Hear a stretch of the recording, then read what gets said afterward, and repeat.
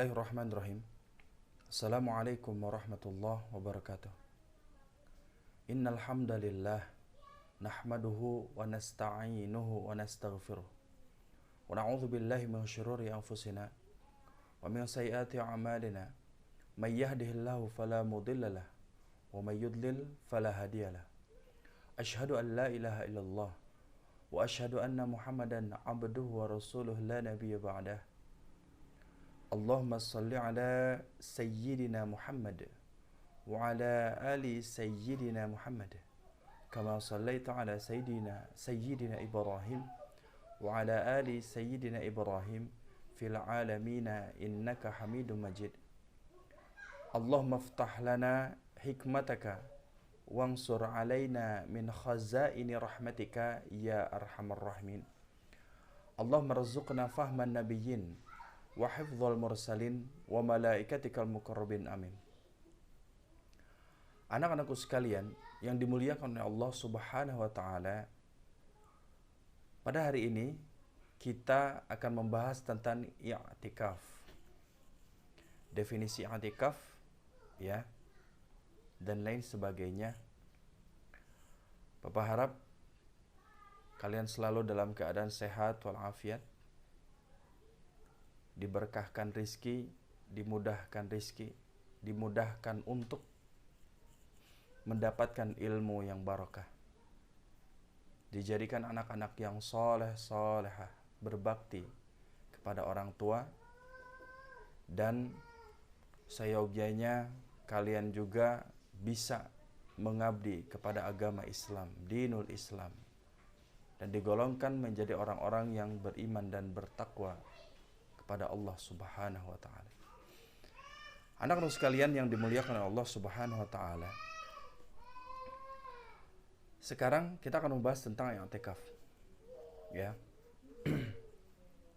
Apakah itu i'tikaf? I'tikaf adalah amalan yang utama. Ya. I'tikaf adalah amalan yang utama. I'tikaf menurut bahasa adalah berdiam diri. Ya, berdiam diri.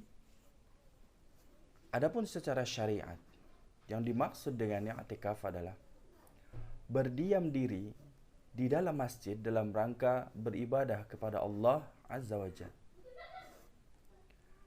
Dan tadi sudah Bapak sampaikan bahwasanya i'tikaf ini adalah amalan yang utama dan hukumnya adalah sunnah muakkadah, baik laki-laki maupun wanita. Dan dahulu Nabi Shallallahu Alaihi Wasallam senantiasa menjaga i'tikaf, khususnya di bulan Ramadan. Dan setiap tahun beliau melakukan i'tikaf, dan pernah suatu saat atau suatu tahun beliau karena satu sebab, suatu uzur tidak melakukan i'tikaf di bulan Ramadan. Kemudian beliau mengqadanya atau menggantinya di bulan Syawal. Dan ini yang menunjukkan bahwasannya i'tikaf adalah sebuah amalan yang sunnah muakkadah. Sunnah muakkadah adalah suatu amalan yang sangat dianjurkan sekali. Ya. Khususnya kapan?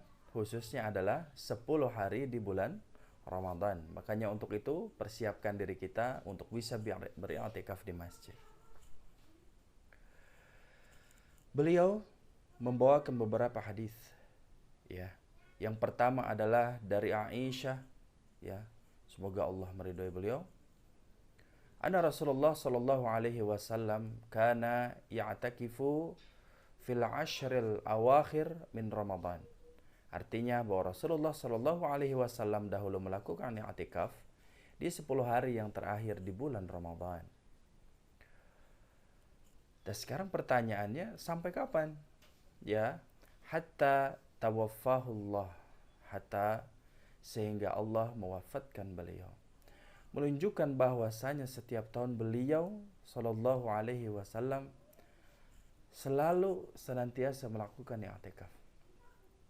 Kecuali 1 tahun saja, di situ beliau itu uzur, kemudian beliau menggantinya ya 10 hari yang pertama di bulan Syawal.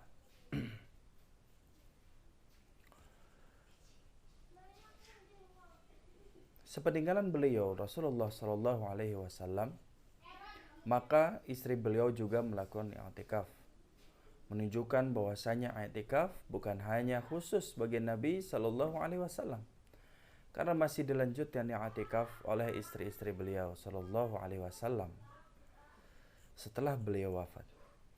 Kemudian yang kedua, menunjukkan bahwasanya i'tikaf bukan hanya khusus bagi laki-laki, tapi juga wanita, juga kaum muslimat. Juga disunahkan untuk melakukan i'tikaf dengan dua syarat yang disebutkan. Jadi bagi para akhwat ya, atau para peserta didik wanita di sini, para akhwat ya,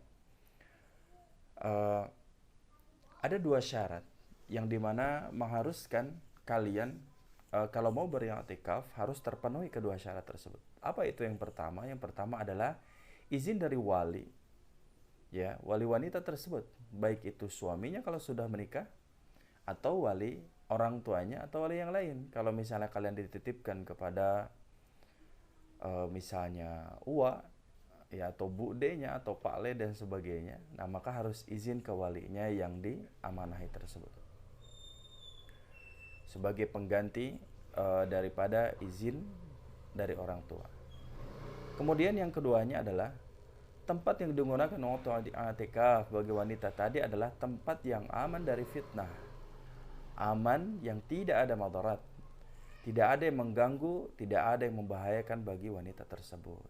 Ya, apa aman dari fitnah? Misalnya contoh, di sana juga ada tempat khusus, tertutup, tidak terbuka, dan juga bisa terjaga privasi wanita tersebut. Jadi apabila dari luar itu tidak terlihat lah, seperti itu ya, tidak terlihat auratnya, tidak, apalagi naudzubillah min dzalik ya, aurat terlihat dan sebagainya ya. Nah, seperti itu. Jadi itulah ada dua syarat. Yang pertama adalah izin dari wali, dan yang kedua adalah tempat yang digunakan. Nah, kalau misalnya tempat yang digunakan tersebut aman, ya, tidak ada madarat, tidak ada fitnah di sana, dan juga tidak membahayakan bagi wanita tersebut, maka diperbolehkanlah wanita tersebut melakukan i'tikaf.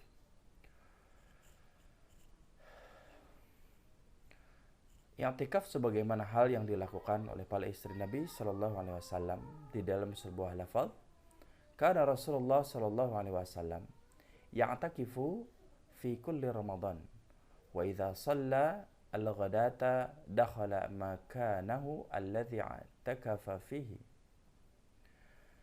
Dahulu Rasulullah Shallallahu Alaihi Wasallam beriktikaf setiap Ramadan. Maka apabila beliau sudah salat subuh, datang di tempat yang beliau khususkan untuk beriktikaf. Apabila sudah melakukan salat subuh, maka beliau mendatangi tempat beliau yang beliau khususkan untuk beriktikaf. Hadis riwayat Bukhari. Ada sebagian mengatakan bahwasanya mulainya i'tikaf seseorang berdasarkan hadis ini dimulai setelah salat subuh, hingga sebagian berpendapat bahwasanya i'tikaf dimulai subuh pada tanggal 21. Ini pendapat sebagian ulama, dan pendapat yang lebih kuat, wallahu a'lam, i'tikaf dimulai pada tanggal 21 sebelum datangnya waktu maghrib pada malam 21. Kenapa seperti itu, anak-anakku sekalian? Karena penghitungan pertama di dalam Islam itu adalah maghrib, ya, seperti itu. Hari pertama itu maghrib, ya. Maka seorang sudah masuk ke dalam masjid, maka ini bidayah atau mulainya seseorang beriktikaf. Jadi mulainya dari maghrib. Adapun yang ada di dalam hadis ini, beliau salat. Apabila beliau salat subuh kemudian beliau mendatangi tempat i'tikaf beliau, maka ini tidak menunjukkan bahwasanya beliau mulai i'tikaf pada saat itu. Hadis ini cuma menceritakan setelah beliau salat subuh pada hari tersebut, maka beliau mendatangi tempat i'tikafnya secara khusus. Karena beliau Shallallahu Alaihi Wasallam ketika i'tikaf memiliki tempat khusus untuk berdiam diri di situ. Dan ini yang sunnah apabila melakukan i'tikaf, maka kita memiliki tempat yang khusus dengan sajadah misalnya di situ dan tidak berpindah-pindah dan menjadikan tempat tersebut sebagai mu'takaf kita, yaitu sebagai tempat kita i'tikaf, ya seperti itu. Di mana tempat khususnya? Ya kita cari yang enak, yang tenang seperti itu. Di mana tempat masjid dekat kita, atau misalnya kalau di Cianjur itu mau di Masjid Agung, biasanya di penghujung Ramadan itu di Masjid Agung, subhanallah, itu beramai-ramai, itu banyak sekali yang beriktikaf di sana. Jadi beliau sallallahu alaihi wasallam setelah mengimami salat, beliau mendatangi tempat yang khusus bagi beliau untuk iktikaf, dan ini tidak menunjukkan bahwasanya beliau memulai iktikafnya pada saat itu. Dan hadis yang sebelumnya yang menunjukkan malam Lailatul Qadar terjadi pada malam tanggal 21 menunjukkan ada kemungkinan malam Lailatul Qadar terjadi pada malam pertama dari 10 malam yang terakhir di bulan Ramadan. Seandainya salah seorang memulai i'tikafnya baru salat subuh, maka ada kemungkinan dia ketinggalan malam Lailatul Qadar. Karena ada kemungkinan terjadi malam Lailatul Qadar pada malam 21. Nah, gitu ya. Sehingga pendapat yang lebih kuat, wallahu a'lam bishawab, adalah pendapat yang mengatakan bahwasanya i'tikaf dimulai pada maghrib pada tanggal 21. Nah, seperti itu anak-anakku sekalian, pemaparan singkat ya dari Bapak tentang i'tikaf, semoga bermanfaat ya dan juga bisa dilaksanakan ya dengan sebaik mungkin ya, seperti itu. Dan kita bisa mencoba untuk melakukan i'tikaf di mana tempatnya, di dekat rumah kita sendiri. Baik, anak-anakku sekalian, dan yang paling utama kalau kita berada di masjid ya, jangan lupa untuk niat untuk beriktikaf ya. Niatnya itu adalah nawaitu an a'takifa fi hadzal masjid lillahi ta'ala. Niat saya untuk beriktikaf di masjid ini karena Allah Ta'ala. Udah seperti itu, yaitu udah lebih dari cukup niatnya ya, seperti itu. Supaya apa? Duduk kita di dalam masjid walaupun sebentar ya, apalagi zikrullah lama-lama, apalagi di waktu syuruk ya, dari subuh sampai waktu syuruk itu kita diam di masjid ya, sebelum nanti datangnya 10 hari terakhir di bulan Ramadan ya. Kita mulai sekarang latihan untuk beriktikaf di masjid. Misalnya kita coba dari ba'da subuh ya, melakukan, atau setelah subuh melakukan duduk di dalam masjid, berdiam diri di masjid, tadarus Al-Quran ya, apalagi sampai menghafal Al-Quran, alhamdulillah. Nah, setelah itu baru kita beriktikaf di dalam masjid ya. Maaf, maksudnya ketika kita melakukan i'tikaf itu, ketika ba'da subuh kita niatkan untuk beriktikaf, maaf ya. Terus selanjutnya sampai akhir ya, nanti datang waktu syuruk ya, kita sholat isyraq di sana. Udah gitu datang waktu duha, baru sholat duha. Akhirnya kita setelah beres itu kita pulang lagi ke rumah. Latihannya seperti itu dulu saja. Atau misalnya maghrib menjelang isya ya, sambil menunggu waktu tarawih ya, setelah berbuka puasa berdiam diri di masjid sambil menunggu isya, sempatkan untuk beriktikaf ya, dengan tilawah Al-Quran atau dengan zikrullah ya, seperti itu, atau dengan bersolawat kepada Nabi Yuna Muhammad Rasulullah sallallahu alaihi wasallam. Anak-anak sekalian yang dimuliakan Allah Subhanahu wa taala, cukup sekian yang bisa Bapak sampaikan pada hari ini, yaitu tentang beriktikaf. Semoga ilmu ini bermanfaat untuk kita semuanya. Maaf kalau ada kesalahan kalimat atau kata yang Bapak sampaikan. Usikum wa nafsi bitaqwallah. Summa assalamualaikum warahmatullahi wabarakatuh.